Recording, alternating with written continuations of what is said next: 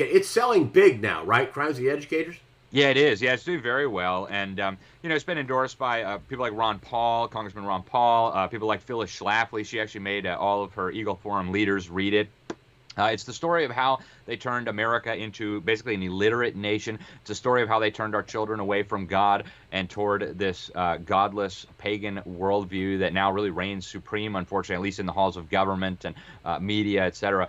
It truly is a horror story. And what we argue in the book is that these are crimes. These are prosecutable criminal offenses that are being perpetrated against our children, against our nation, against taxpayers, and these are crimes that ought to be prosecuted, right?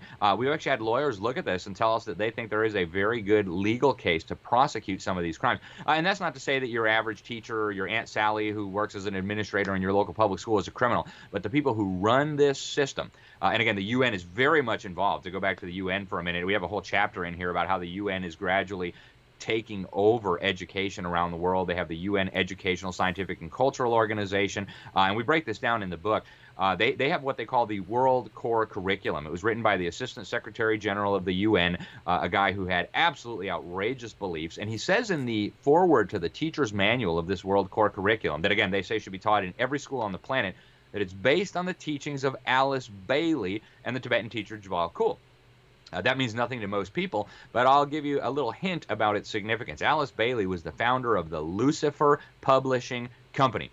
She was a huge leader within the New Age movement. She was one of the inspirations for so much of what happens at the UN, including their prayer and meditation room at UN headquarters.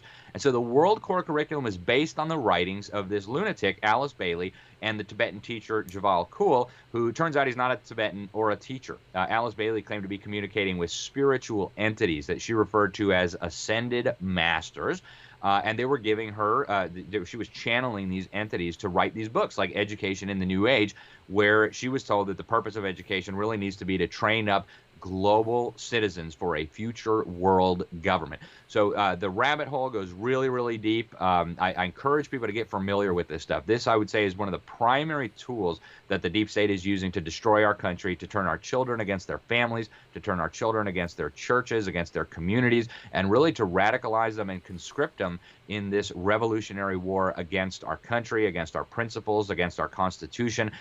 Literally everything is at stake here. I mean, I can't put it more plainly than that. You have a new book coming out. You